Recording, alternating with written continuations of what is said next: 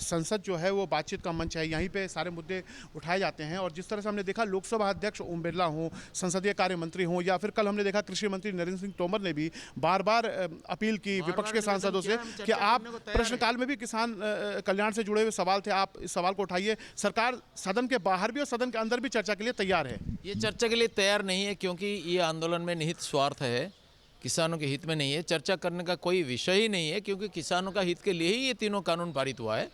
इसमें किसानों को 74 साल के बाद आज़ादी मिली।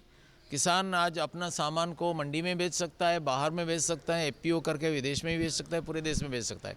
जो मोटरसाइकिल तैयार करता है उनके लिए कोई जिला का पाबंदी है क्या? इस जिला का बाहर नहीं जाओगे। जो कार तैयार करता है उसके लिए है क्या? कंपनियों के लिए तो छूट है, लेकिन किसानों के लिए क्यों ये पाबंदी है? इसलिए किसानों का आज़ादी दिलाने के जब कोशिश हुआ इसको विरोध करते हैं।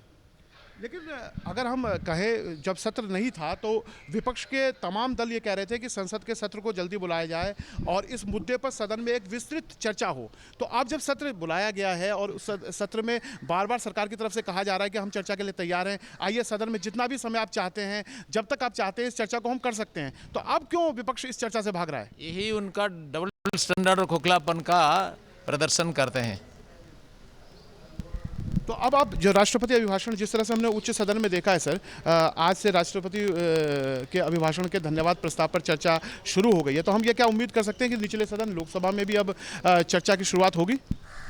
मैं आशावादी हूँ। अगर मैं प्रार्थना करता हूँ कि उनके अंदर सद्बुद्धि हो और सदन को चलने दीजिए, क्योंकि सदन के द्वारा ही सारी समस्या का समाधान होता है। ये चर्चा का सर्वश्रेष्ठ पंचायत है और इसको चलने जो नहीं देते हैं वो तो गणतंत्र का विरोध करते हैं। और मैं एक सुझाव दे सकता हूँ, अगर नो आर्क नो पे जैसा होता है कर्मचारियों का, वैसा भी हमारे ऊपर भी लागू कर देना चाहिए।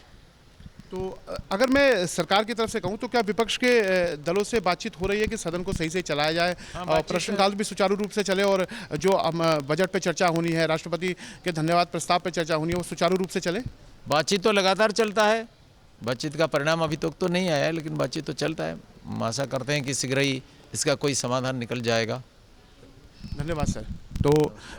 तो हमारे साथ अभी बातचीत करने के लिए केंद्रीय राज्य मंत्री थे। इन्होंने बताया कि किस तरह से सरकार पूरे प्रयास कर रही है कि सदन सही से चले, और सरकार जो है वो हर विषय पर बातचीत करने के लिए तैयार है, चाहे बात कृषि की हो या अन्य कोई भी विषय हो। तो क्योंकि सदन चर्चा के लिए है, आप उसमें सहमति असहमति रख सकते हैं, सरकार से सवाल कर सकते हैं। तो ऐसे में अब देखना होगा जब 4:30 बजे दोबारा सदन बैठेगा, तो उसके बाद हम अभी प्रश्नकाल का आधा समय भी बचा हुआ है, और 5 बजे से हम देखेंगे कि राष्ट्रपति अभिभाषण के धन्यवाद प्रस्ताव पर भी चर्चा होनी है। जिस तरह से उच्च सदन में अब चर्चा शुरू हुई है, तो ऐसी उम्मीद हम ये कर सकते हैं कि निचले सदन में भी कोई एक रास्ता निकलेगा और हम इस चर्चा को देखेंगे।